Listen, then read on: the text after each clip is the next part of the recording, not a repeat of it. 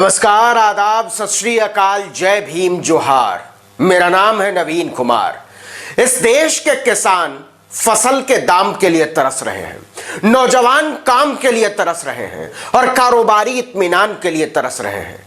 लेकिन इस देश की सरकार कह रही है कि जिंदाबाद बोलो जिंदाबाद, हम न होते तो पता नहीं क्या हो जाता। लेकिन आज जो हम बताने जा रहे हैं उसे सुनने और समझने के बाद आपका दिल बैठ जाएगा।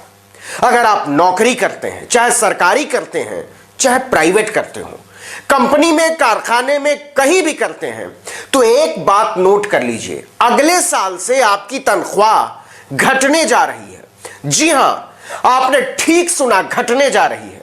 मोदी सरकार ने इसका मुकम्मल बंदोबस्त कर दिया है। जरा ठीक से समझिएगा। सरकार संसद में कृषि कानूनों के साथ ही 3 मजदूरी संहिता बिल भी पास करा चुकी है। इस बिल को 1 अप्रैल से लागू करने की तैयारी है। इस बिल में है क्या, इसको समझिए। आप या आपके घर में पड़ोसी, रिश्तेदार कोई भी नौकरी करता है तो इसको समझना बहुत जरूरी है, क्योंकि आपके हाथ में आने वाला पैसा कम होने वाला है। कंपनियों की बैलेंस शीट भी बिगड़ने वाली है। हां, आपका बुढ़ापा जरूर कुछ बेहतर हो सकता है, लेकिन इसके लिए आपको वरिष्ठ नागरिक होने का इंतजार करना पड़ेगा।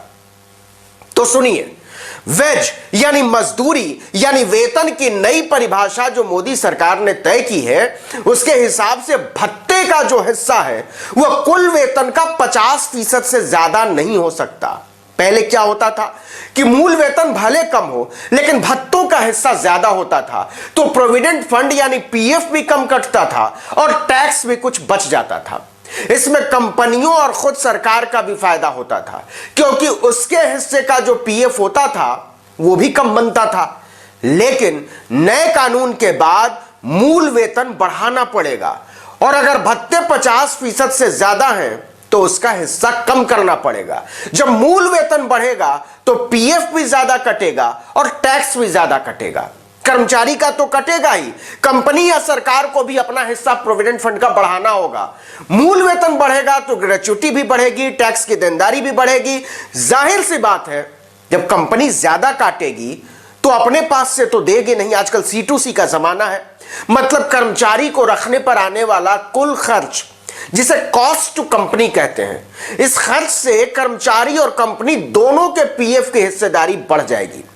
पीएफ का हिस्सा बढ़ेगा तो जाहिर है इससे कर्मचारी के हाथ में हर महीने आने वाला वेतन भी कम हो जाएगा निश्चित तौर पर।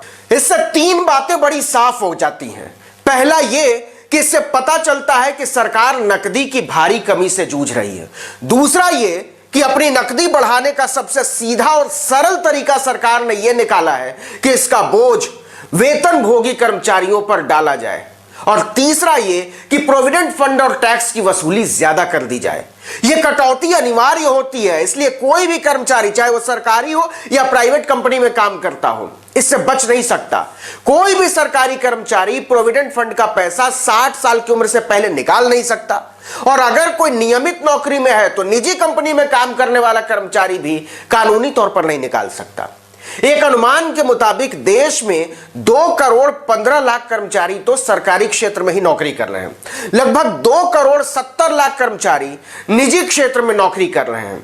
अगर इसमें से आधे लोगों का भी मूल वेतन बढ़ा तो 2.5 करोड़ लोगों की तनख्वाह से कटने वाला प्रोविडेंट फंड बढ़ जाएगा, टैक्स भी बढ़ेगा, और पीएफ में बढ़ोतरी का सीधा मतलब होगा तनख्वाह में कमी और सरकारी खजाने में इजाफा। 73 साल के इतिहास में ऐसा पहली बार होने जा रहा है। और यह तो आपको पता ही होगा कि आदरणीय भारत रत्न श्री अटल बिहारी वाजपेयी जी ने भारत के इतिहास से सरकारी पेंशन की व्यवस्था को हमेशा हमेशा के लिए खत्म कर दिया था, सरकारी नौकरी से भी। अब मोदी जी तनख्वाह पर नजर गड़ाए बैठे हैं।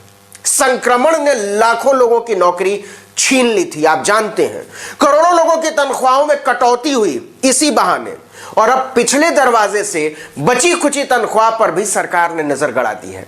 सरकार ने केंद्रीय कर्मचारियों के महंगाई भत्ते की बढ़ोतरी पर रोक लगा दी, आप जानते ही हैं। इसके पहले सरकारी कर्मचारियों की तनख्वाह में हर 6 महीने पर डीए यानी महंगाई भत्ता बढ़ाया जाता था, लेकिन संक्रमण के नाम पर फौरन इस पर रोक लगा दी गई थी। और एक बारगी 31 जुलाई 2021 तक सीधे, मतलब महंगाई भत्ते की 2 किस्तें तो हमेशा हमेशा के लिए मारी जा चुकी हैं। इसे बहाल कब किया जाएगा, इसके बारे में सरकार कुछ भी बताने को राजी नहीं है।